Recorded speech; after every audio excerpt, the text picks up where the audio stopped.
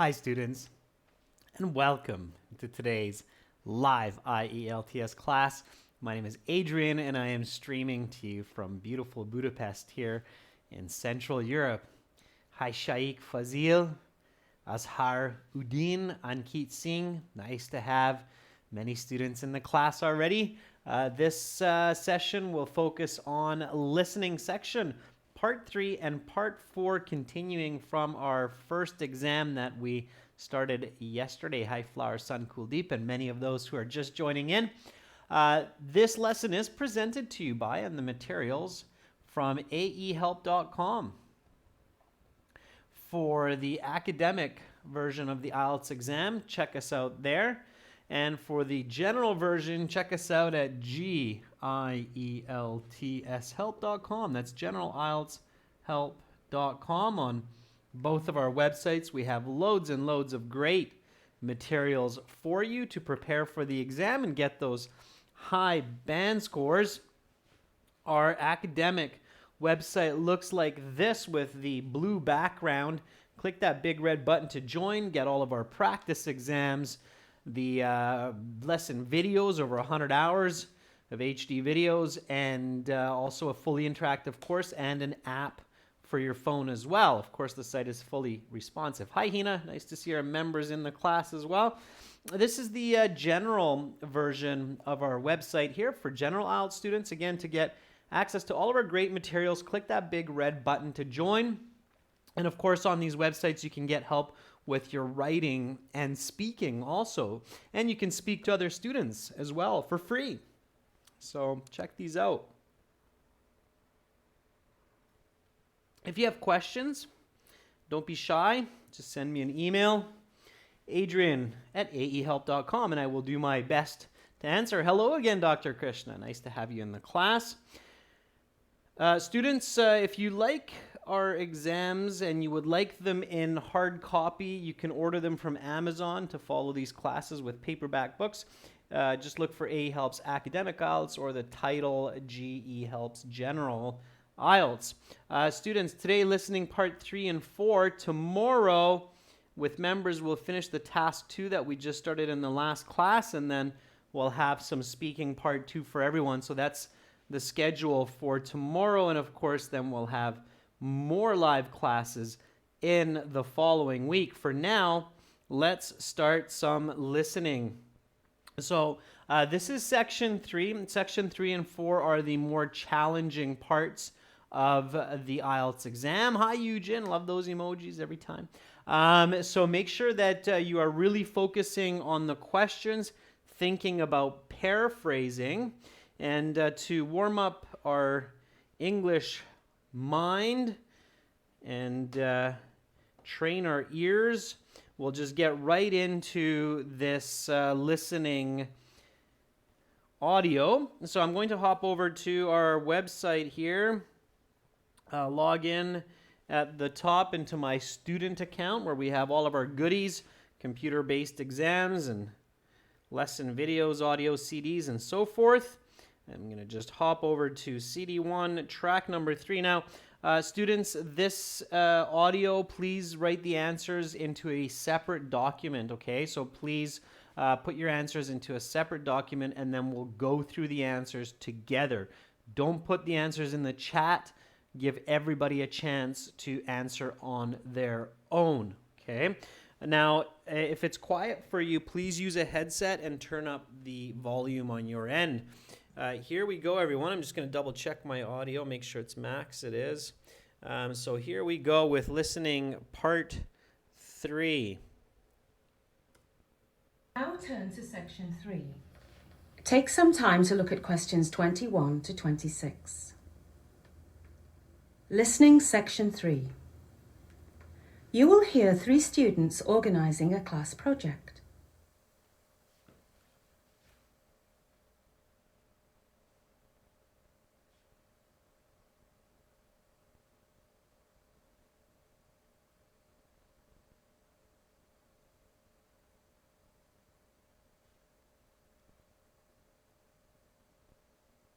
Now listen carefully and answer questions 21 to 26. I just got an email from the professor saying the due date for our European History group project has been pushed back to Monday. Great. That means we'll have the weekend to work on it. I suppose that's good news, but I don't really want to do any homework on my weekend. I had planned to go away with my girlfriend for some relaxation this weekend. I suppose that's understandable. Maybe we should just have it done by Friday, the original due date. That gives us today and Thursday to finish it. We can do that, I think. I'm available tomorrow. How about we spend today planning it, assign tasks to take home with us and do tonight, and then meet tomorrow and put it all together? Does that sound right? That works for me. That doesn't work too well for me. My afternoon is very busy. I guess I'll just have to burn the midnight oil tonight. What has you so tied up, Evan? I have a basketball game after school today, and then my favourite football team plays this evening at 7. It's okay though. I'll get the work done. Let's get started on the planning. All right. So we have to come up with a 3-panel poster about a topic in European history. I already bought the material for the poster, so we don't have to worry about that. How much was it? It was £3. OK, we'll each give you £1 for the poster board. No, don't worry about it. My dad paid for it anyway. Sounds good to me. Right then, since there's 3 of us, my idea was that 2 of us could take care of the writing part of the project, while 1 of us could look after the artwork, making the poster look smart. I'll do the artwork. I think I'm a pretty good artist. I'll be happy to do half the writing. What topics are we going to choose? Well, the professor said the topic has to be an event that took place somewhere between 1400 and 1800, so we can't do either of the world wars. That's too bad. My dad is an expert on the Second World War, and he could have helped me with my part. What are we going to do instead? You now have some time to look at questions 27 to 30.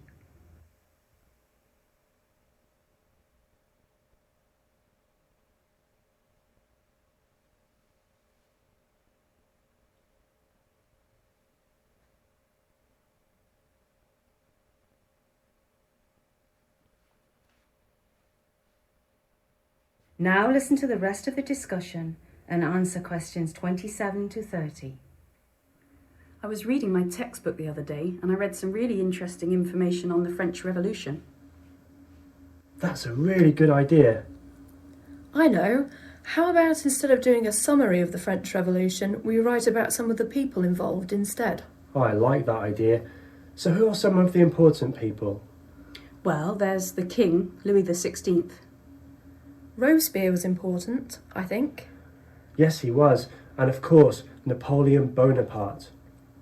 We should have 4 people, so you can each write about 2 people. How about Marie Antoinette? OK, so we have 4 historical figures. Each of you are going to write about 2. Now we have to decide how much we're going to write. Remember, we have to fill up a 3-board poster. That's a good point about the 3-board poster. Maybe we should do a 5th person, then we can have 2 figures on each side with 1 in the middle. Good idea. We can make the middle one really important. We'll make that one Napoleon. As for a 5th person, how about Voltaire? Good. So how about I do the important one on Napoleon and a smaller one on Robespierre? Okay, and I'll do the other 3.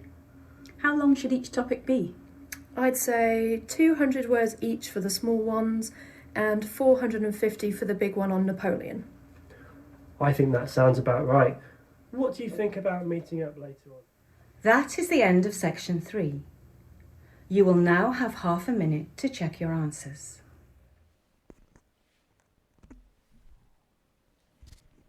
And always use that half minute wisely to check your answers. Make sure that you haven't made any silly mistakes with your answers or the questions. Now, let's look at these questions together, students, and then we'll give the answers and talk a little bit of strategy at the same time. So here we go with question 21. Write no more than 1 word for each answer.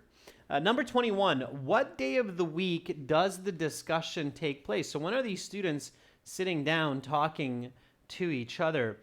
Charlie says Wednesday. Okay.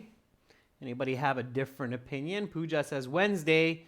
A lot of students are saying Wednesday seems to be the right answer. Now, students, you can use the abbreviation as well. So you can write WED like that, okay, into the answer key as well. Of course, the word Wednesday, it's a little bit of a tricky spelling.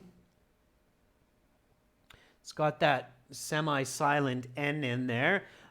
They will accept this answer in IELTS. So even if you write this in the answer key, for the question booklet, write this just because it's faster, okay? So you can catch the following answers more easily, all right? Okay, now let's pretend like you are practicing with another student and you want to check their active listening. What's a good question that you could ask? What could be a good extra question to ask from your fellow student about this part of the discussion to make sure that you're both really listening to what's going on?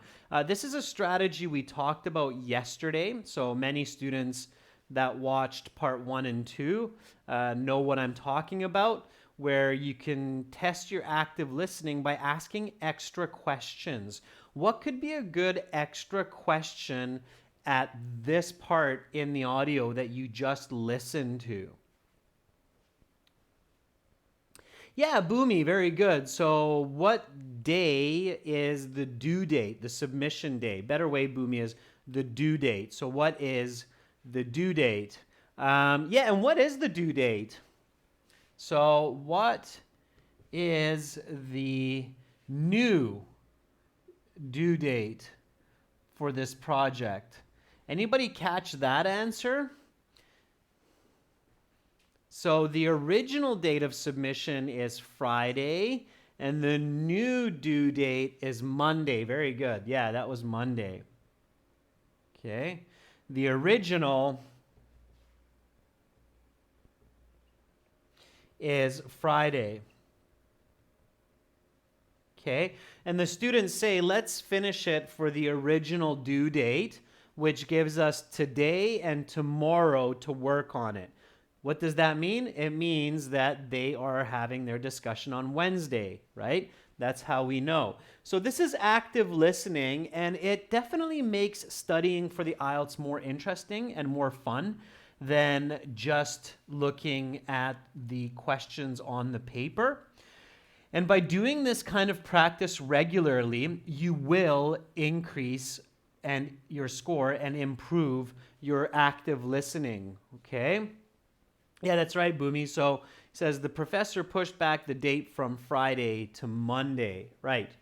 And then they say, well, let's finish it for the original date, Friday, which gives us today and tomorrow to work on it. Okay? So here you had to fill out this table. I got to it a little bit late. Sorry about that. But I think you should still have gotten this if you're actively listening for it. So here we have the group task and then when the task is done by this group. So they said, okay, let's do this today. So what are they planning to do today? Number 22. They're planning to do the planning. That's right, Pooja. Boomy. Dr. Krishna. Very good. Yeah, they're planning the project. That's right, Ranveer. Shirojirin. Very nice, Flower Sun. They're planning the project. Make sure you have good spelling with the double N. Planning. They're doing the project tonight. They said that. They'll say, okay, we'll do the work at home. So the writing, the art. So they're going to do that tonight. And then they're putting the project together when? Putting the project together, number 23. And it makes sense. I mean, they're finishing the project for Friday. So when are they hoping to have the project finished? That is correct. Yeah, very good, students. Tomorrow. Now, of course, students, for the IELTS exam, know the spelling of these key words. So tomorrow is a double R. If you spell it with just one R, of course, you'll get that wrong, okay? So be really careful to make sure. And Dr. Kirsten says tomorrow or Thursday. Thursday is okay as well. Thursday is abbreviated as THUR. Okay, so Thursday would be acceptable. Tomorrow makes a little bit more sense because today, tonight, tomorrow, it's a little bit more sensible, but you could have today, tonight, Thursday. Okay, definitely not next year. Chalu dong. All right, so tomorrow, but they'll accept Thursday because Thursday would be a correct answer. Okay.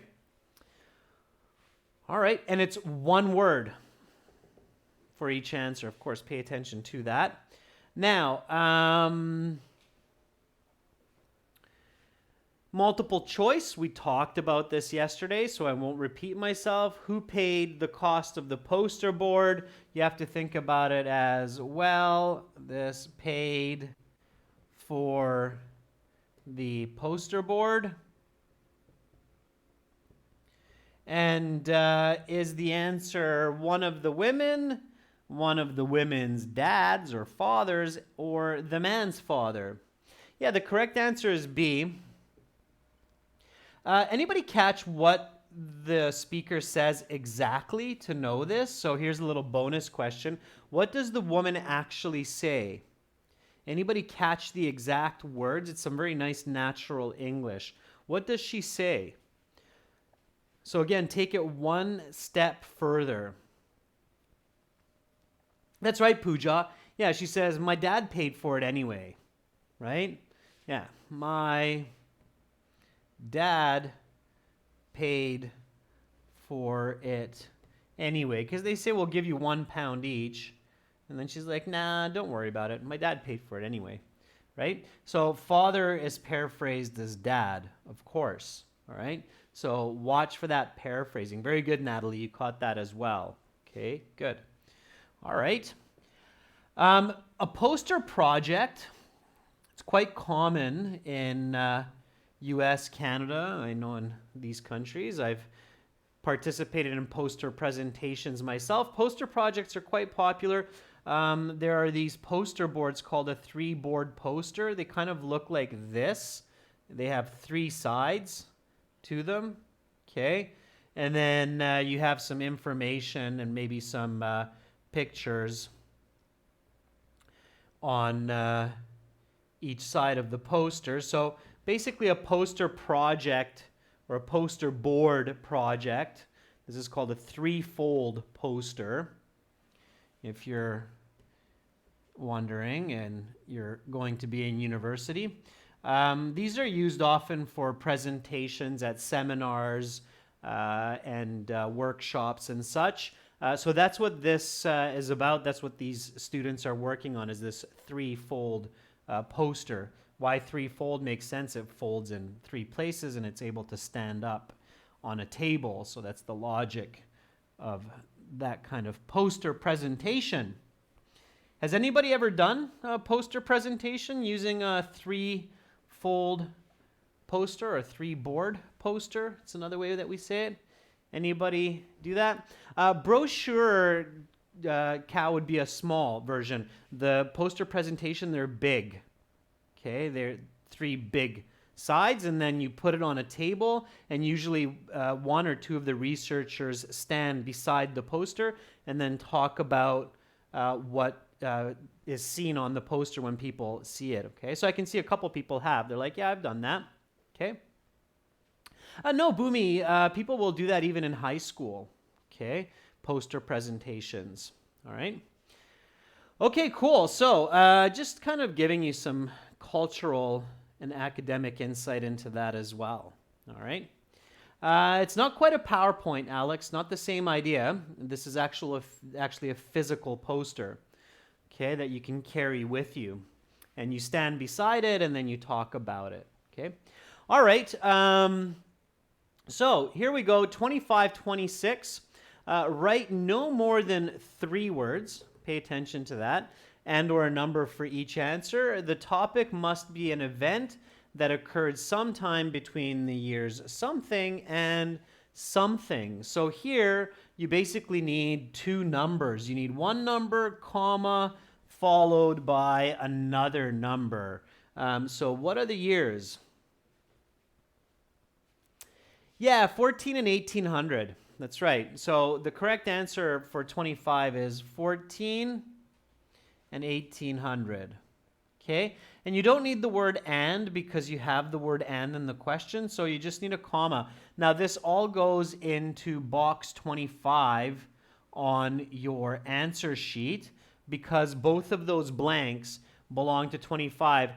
Be really careful, students. One of the mistakes that I've seen students make in the past is what they tend to do with these questions sometimes is they'll make a mistake in the sheet. So they'll put in, for 25, they'll put in 1400. And then for 26, they'll put in 1800. So be really careful with that kind of mistake. It's a good idea to check the numbers when you're transferring the answers to the answer sheet. That's, of course, for the paper-based exam, okay? So take a look at these numbers, okay? Take a look at those numbers, okay? It's important advice. So sometimes have a peek at the numbers, make sure you're still matching the right number, all right? Okay, so let's keep going. You had a little bit of break at this point to review the following questions. And then you had to complete this where you're matching these letters to the actual people. Okay, so this is matching information to people. And this is where, again, you had that 3-board poster. And then the student said, okay, we'll put one really important person in the middle, and of course you should be visualizing here, and we'll put 2 of the lesser important but also important people on the sides of the poster with some information for each of them. Okay, and you had to listen for who goes where on this poster. So A on the side of the poster, B in the middle of the poster, C, they do not include this historical figure. All right. Number 26, did I miss that? Let's go back to it. Okay, sure. 26, let's jump back to it. Thanks for reminding me about that. So 26, what topic would the male student like to write on but cannot due to the assignment restrictions? So number 26, sure, let's do that real quick. I bet quite a few of you got that one. Yeah, very good. Second World War or World War II. Kuldeep, good answer, but just keep it. So here, students, the easiest answer, the fastest answer, and you should always go for the easiest, fastest answer, is World War II. This is okay as well. And of course, it has to be capital letters. So if you write small letters like this is wrong. Okay, because these have to be big. The reason being is that it's the name of the war. Okay, so capital letters, Shaikh and Navneet, be careful. The name of any event, person, place, object that fits specific, it has to be capital. Karen, if you write only World War, you will get it wrong because there's 2 of them. There's World War I, there's World War II. So you have to write World War II. The student says, my dad is an expert on World War II. Okay, so he wants to write not on World War I, but World War II. If you only write World War, it's wrong. You need the 2 as well. Okay. All right. So any special place, person, object, or event, if it's a name, you need capital letters. Okay, so getting back to 27, 28, 29, 30, you have to figure this out. 27, Robespierre, do they talk about it? Yes, when you hear it, you should definitely underline it, that you heard it. Robespierre goes into the middle of the poster, on the sides, or not on the poster. So A, B, or C. Alak, Haider, and Kuldeep agree that Robespierre is going on the side of the poster. So A is correct. Absolutely. Rousseau, did we hear Rousseau? Did anybody hear about Rousseau for 28? Were the students talking about him?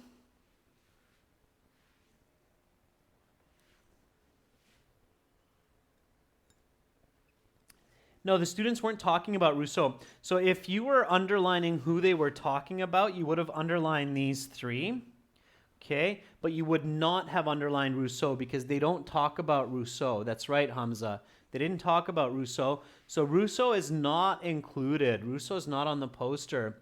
All right, and then Louis the 16th, the king at that time during the French Revolution.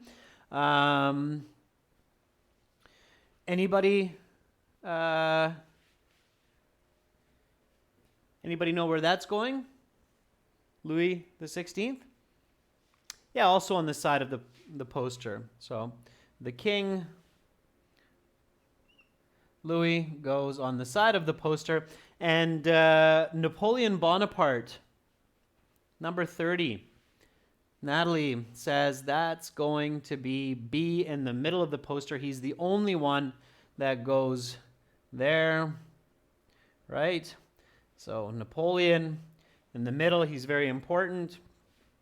So he is B. Okay, good. What would be a good question to ask your fellow student or teammate if you were doing some active listening practice for this one? What would be a good question for those of you that have heard the audio, maybe even more than once? By the way, students, I definitely recommend listening to these IELTS audios several times over and catching more and more information. Train your ears. So do not just listen one time only to an IELTS audio. Instead of listening to lots of different audio, listen to less audio but more times. Okay. So Eric says, how many characters were talked about? Okay.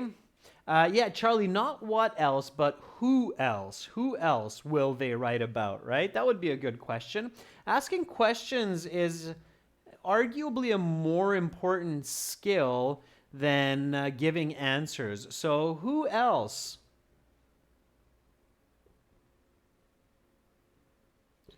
Will they write about? When you learn to ask great questions, you will have no problem giving great answers.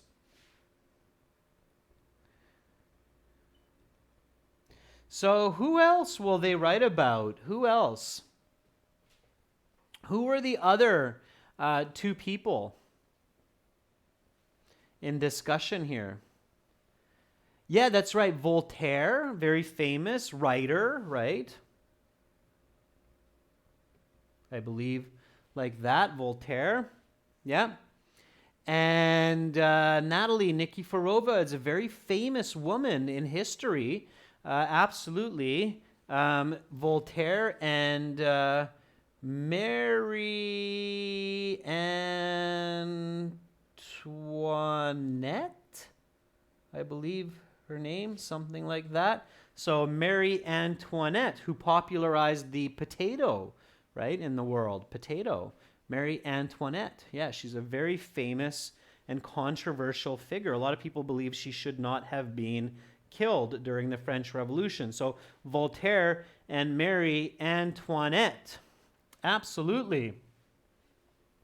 Bonus question for those of you who are interested in France. French Revolution, the start of modern day democracy. When is this day celebrated in France? Just for fun, before we get into listening part 4, it's a good little piece of information to add to your knowledge of world history. So French Revolution, that's what this poster is obviously dealing with, the French Revolution, which is regarded as the start of modern democracy that many of us are enjoying today. This is a big celebration in France, arguably the biggest celebration in France. When is it celebrated? So, French Revolution, start of modern democracy. Definitely good to add this to your knowledge. And what day? Okay, so you're saying it's not 1892. What day is this celebrated? It's the celebration called Bastille Day in France. Okay, and it is for me it's easy. Yeah, that's right, Chea and Taing. It's July 14th. So July 14th, it's Bastille Day. It's a huge celebration in France.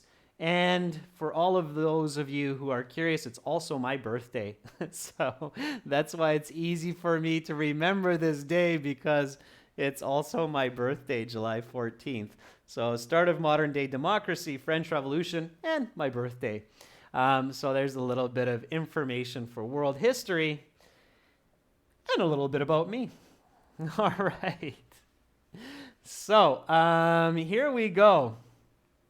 Although I've never been in France on that day. I've been to France, but not on that day. I should go on that day sometime. Join the celebration. All right. Okay. Thank you, viewers. Thanks, students. Okay, let's get into part 4. So part 4 of the listening. It's a little bit more challenging. It's very fluid. There's no breaks, no pauses. We'll add up the marks after. So for these parts, you definitely want to do as well as possible. Okay, we'll add up the marks at the end. We'll do part 4 first, students. Let's get ready to listen. Okay. Alex Joseph said it's the revolution of modern IELTS. Yes, Alex. All right. So part 4, here we go. Get ready. Get focused. We're going to listen and then go through the answers together. Again, I'm asking all of you nicely, please do not write your answers into the chat. Wait for the end of the audio, and then we'll look at the answers together. Okay, we'll look at the answers together. So here we go, everyone. Let's take a look at our website here, and then let's get into this. So max volume on my end, use a headset, turn up the volume if it's quiet. Here we go. Now turn to section 4. Take some time to look at questions 31 to 40. Listening section 4. You will hear a professor discussing climate change.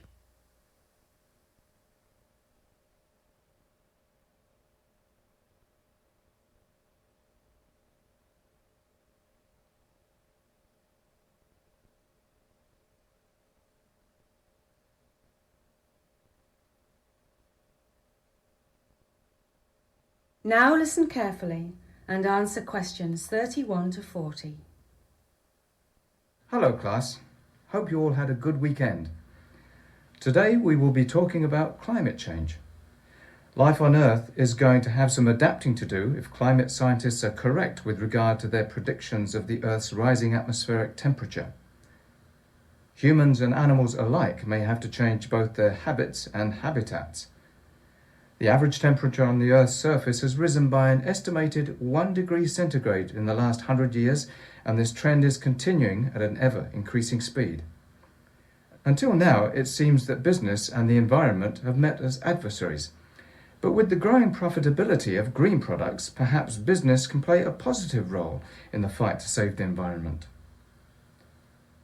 There is an ever-growing consensus that the cause of climate change can be linked to human action.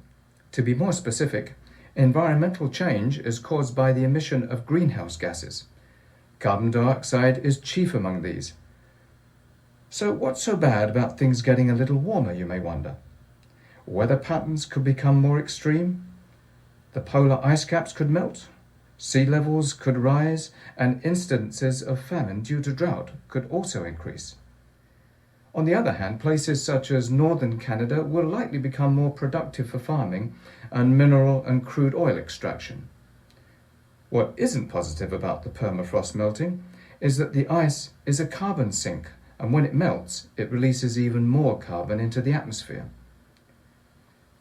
It's clear that humans will have to change their relationship with the Earth and its resources, but the debate remains over who should be leading that change. Advocates of personal responsibility claim that small personal measures, such as changing light bulbs or riding a bike, can make a significant difference. On the other hand, governments from developing countries are calling for economic reparations to be paid by developed nations because, after all, it is the rich who cause most of the environmental damage and made money from it.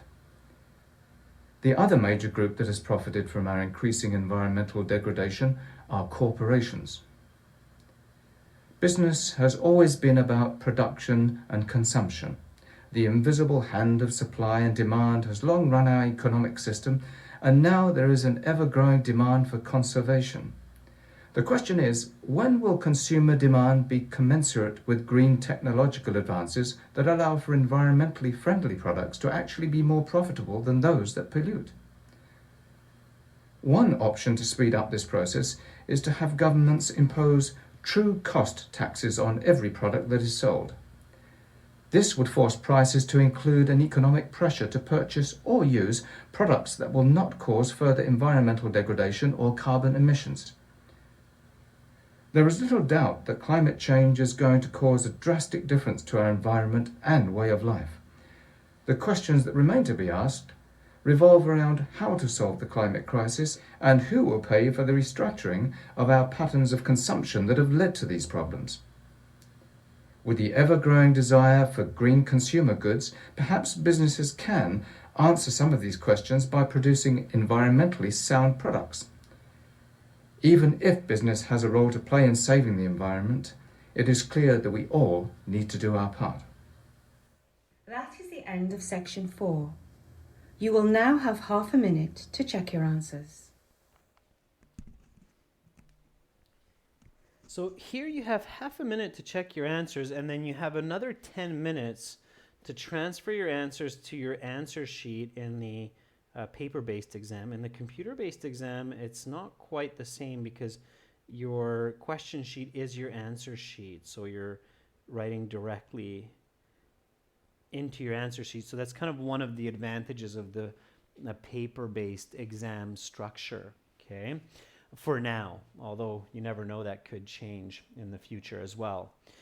All right, so let's go through this together, give the answers. Now you can see that there's a lot of paraphrasing here, so you really had to pay attention to the information and a few key words, especially the topic words, okay? So background information, talking about climate change, and of course for Part 4 of the listening, it's also testing your reading fluency.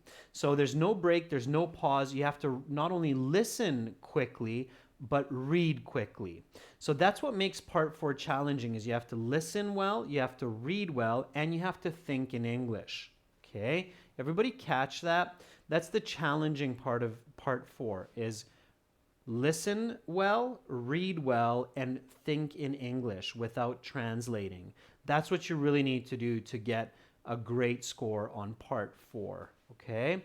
All right, so humanity as well as other species may have to drastically alter their habits and habitats, and I can see a lot of people writing that, okay? So habits, plural, and habitats.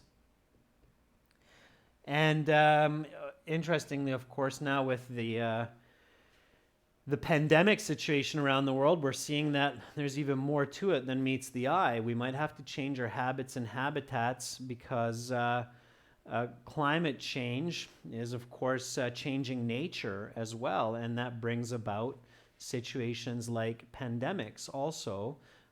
So more than meets the eye, more than meets the eye indeed. Okay, so habits, habitats, both of those go into space 31 on your answer sheet.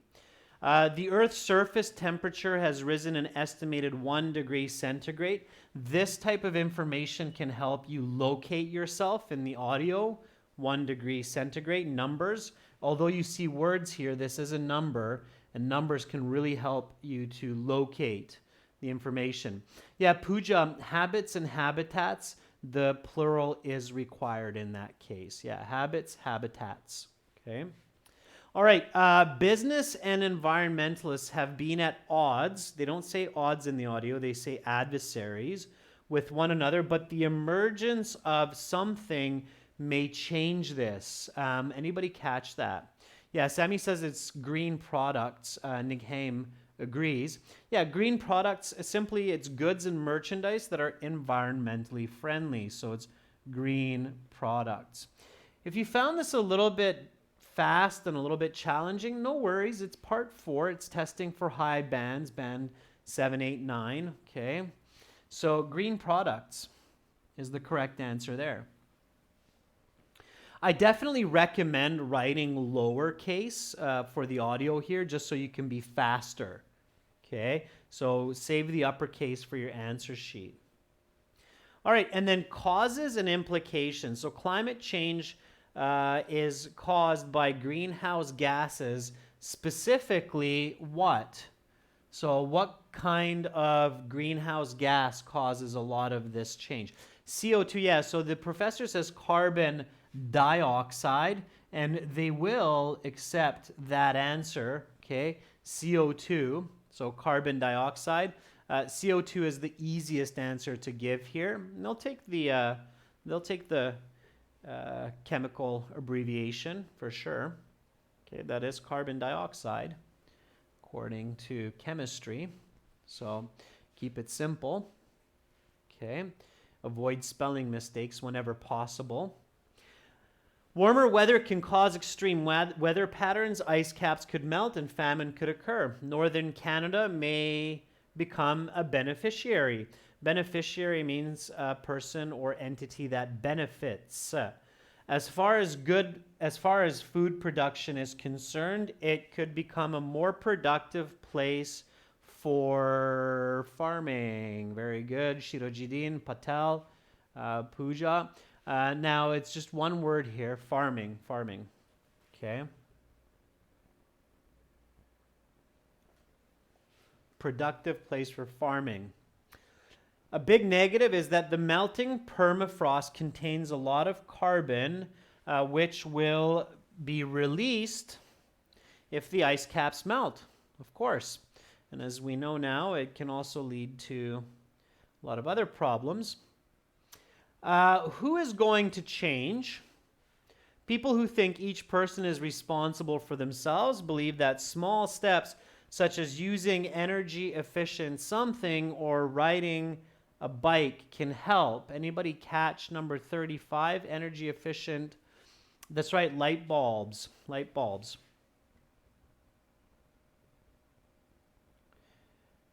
A bulb, light bulb, of course, is this object here that we screw in to the electrical outlet so that we have light. It's called a light bulb. Light bulb. Okay, light bulb. All right. Very good, students. Very good for those of you who are catching these. Governments from developing nations want developed nations to pay them for causing such environmental damage. The economics, okay, so the economics behind it, the something of supply and demand. This was quite a challenging question. It's 2 words. It's the something of supply and demand. And Alex, very nice. Charlie, I think they would take light bulb, not plural there. Okay, so that's a good question. They would take light bulb. This was invisible hand. That's right, invisible hand. You had to actually catch the word there. The invisible hand of supply and demand, right? People want it, so we make it, so people buy it. More people want it, we make more of it, so more people buy it. In English, that's called supply and demand in economics. Economists wonder when consumer demand for environmental products will surpass products that pollute. So there's actually a question in my mind. Right before the class started, I changed the batteries in my microphone, and I always use rechargeable batteries. And in my mind, this question came up. Why do we even have disposable batteries in the world still? Why don't we just have rechargeable batteries? Everybody should be forced to use rechargeable batteries. I don't get why we even have disposable batteries anymore. One solution is that the problem is to institute a true cost tax. Very good. That was my little anecdote about rechargeable batteries. I never buy disposable batteries, students. Don't buy disposable batteries. It's more expensive and it hurts the environment. It saves money to buy rechargeable batteries and the environment. Here we go. This would provide an economic something to buy environmentally friendly products. Okay. So, thank you, Alex. You caught that. Okay. Like the feedback. So this would provide an economic something. Economic pressure. Yeah. Kashisha. Yeah, pressure. Pressure is good. Very good. Pressure. So an economic pressure. Yeah, if we say, hey, you want to buy a disposable battery? No problem. $20. You want to buy a rechargeable battery? $5. It's pressure to buy the environmentally friendly rechargeable battery. Absolutely. Okay, and the conclusion. Climate change is going to change our way of life. Who will pay for the necessary changes in our consumption patterns? With the growing demand for environmentally friendly goods, it is arguably something. Which can best answer this? Okay.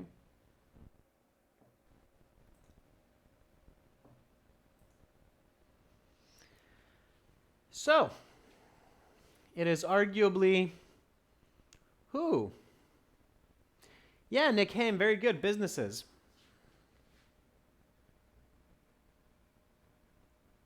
Businesses. Now here again, I think, Charlie, you might be thinking this. Can I use singular here? Yeah, you can. It makes sense. So it is arguably business which can best answer this question. So business and businesses are both okay for this because both of them are grammatically correct. So what really matters with the plural and the singular is that the grammar has to fit the space, okay? So if it fits the space, it's totally okay, all right? Okay, and then it is apparent, however, that something have a responsibility to look after the environment. So this last one, number 40, anybody catch that one? And you can kind of guess it, even if you missed it. There's two words. Yeah, Sammy, very good. We all. That we all have a responsibility. Okay? You can't have everyone because everyone would be has. Okay? So it has to be we all. Okay? Everyone have is grammatically incorrect. Everyone has would be correct, but because of have, you need we all. Okay? We all. All right? The grammar has to make sense, otherwise it'll be marked wrong. Okay, students, now add up your score from 40. So for those of you who were here yesterday as well for part 1 and part 2, you'll be able to total your score out of 40 for this listening section. And then let's take a look. I'm going to darken up the screen here just for 2 minutes while I show you this. Okay, so we'll hop over to the website here. And on the bottom of the website, you will find a link to our score calculator. There's our social media, and then you'll find the score calculator here. Okay, so click on that score calculator that I just went to. Here's our score calculator, and the top box is for listening. You see that there's listening and academic reading. So listening, academic reading. If you type in your raw score out of 40, then you'll get the actual band score. So we'll go through a few of them here. Dr. Krishna says, perfect score, 40-40. Dr. Krishna, have you seen this listening before? Or was it the first time? That's a question. Okay. All right, so let's do a few of them. So if you got 30, I see a couple people got 30. So if you got 30 out of 40, then you got, I guess would be 6.5? No, 7. Okay, so if you got a raw score of 30, then you got a band score of 7 in that listening section. Okay, if you got 32, you got a score of 7.5. Just for fun, 31, still 7. Yeah, so 7.5 starts at 32. Okay, the field narrows as you go higher and higher. If you got 34, it's still 7.5. Okay, Hitesh, 29. 29 is 6.5. Okay, so 29 is 6.5. If you get one more, if you get 30, you'll get 7. Okay, so Nighaim, you would get 7 by just 1 mark. Okay, Adnan says 22. 22 is band 5.5. All right, and then the really high band scores start way up there at 38. Would be 8.5, and then 39 is where you get the 9. Okay, so you can only make one mistake to get a band 9. Of course, 40 is 9 as well. So 39, 40, that's a perfect score. And then, of course, for the reading section, it's different for academic in general. So if you're doing your reading, you can check your score on this website, ahelp.com, for academic. But if you're doing it for general, please go to the score calculator at gieltshelp.com, because the calculation is different for general versus academic reading. Okay, so it doesn't work the same way for academic as for general. So please make sure you're on the right website, otherwise you'll be surprised by the different results. Is everybody clear on that? Okay, so listening section, it's the same, but the reading, it's different. Okay, the academic is marked more strictly than the general. So make sure you're clear on that. Okay. All right, everyone. If you want to get our other 5 full listening exams and reading exams and writing and speaking, visit our websites. You'll find an interactive course there with lots of strategies, a lot of HD videos that are structured in a curriculum. And of course, you can also get our apps, Academic IELTS Help and General IELTS Help. You can get those apps from our app stores. So link the app, Academic IELTS Help, to your website, or General IELTS Help to this website. You can join the app and the website together. That's it for today. Tomorrow, I will be back to finish task 2 with our members that we started today. And of course, we'll do a speaking part 2 for everyone. Hopefully, everybody is off to a good and healthy weekend. And I look forward to seeing you tomorrow. Bye for now. Much love from Budapest.